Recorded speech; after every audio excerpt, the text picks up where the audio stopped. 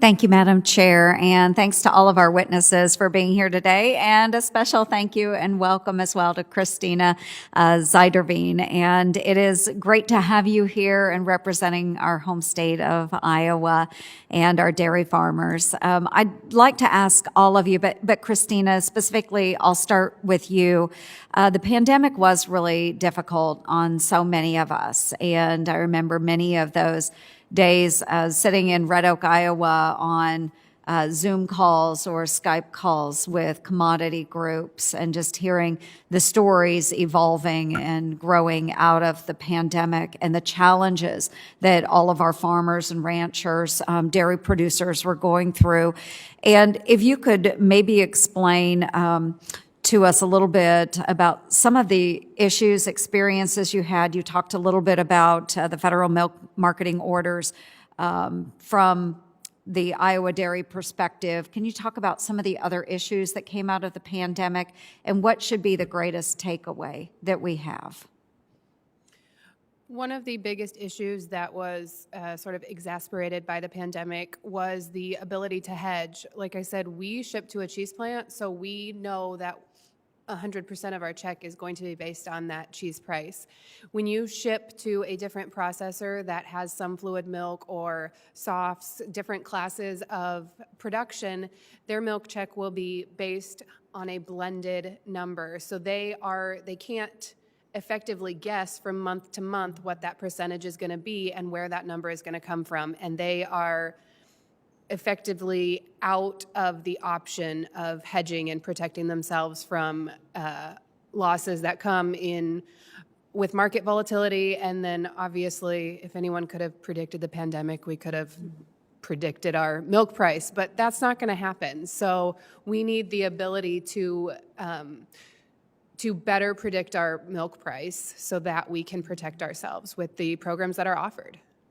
Yeah, thank you. And I did note through some of my discussions last year as well that because we had school closures and the school lunch milk program, they weren't using those same cartons anymore. So then it became an issue of how do you ship milk maybe in a different form rather than to the schools than to our marketplaces. Any thoughts on that as well? Absolutely. That's a production line issue, which I think we saw in every industry. You can't just take the equipment that is producing those cartons and make it a sour cream container. It doesn't work. That takes, building a new plant, building a new line, having the employees to do that. And I think that that's one of the biggest thing we look at. And one of our fears right now is that there's not enough truckers. What happens when we can't haul our milk, a perishable product, to the facility that can take it? What happens when that facility doesn't have the staffing to take it? This is not something we can just put in the freezer and use next week. Mm-hmm. Absolutely. Any other thoughts from our witnesses? I agree with Christina. Definitely that was a problem. Just the food chain really got upset a lot. I know that it was great. Our own little group, we did an awful lot of food pantry.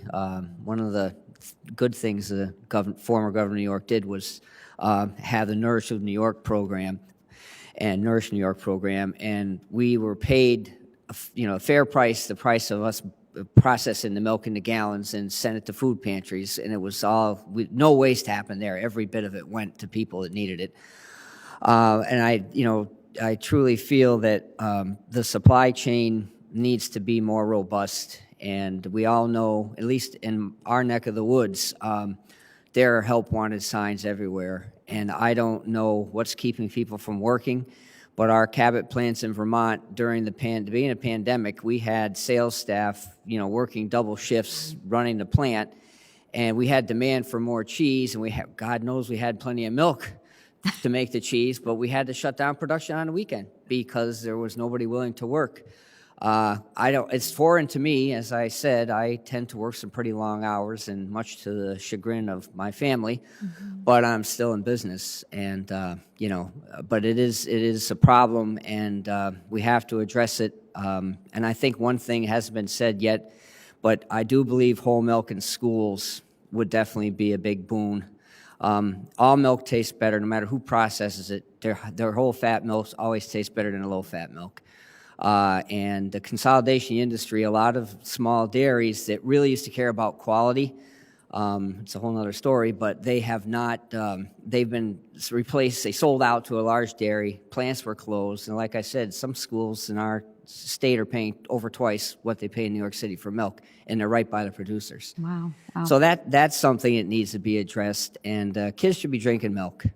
It's a true plant-based beverage. I mean, that's all our cows, 80% of our diet sometimes is plants for our cows.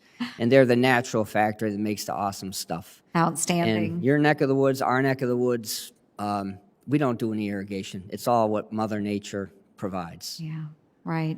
Well, I appreciate that. I apologize, my time has expired, but I do appreciate the input. And not only as we look at pricing and how we can modernize the pricing system, but then also those supply chain management issues that so many faced over the pandemic. So thank you, Madam Chair. Thank you.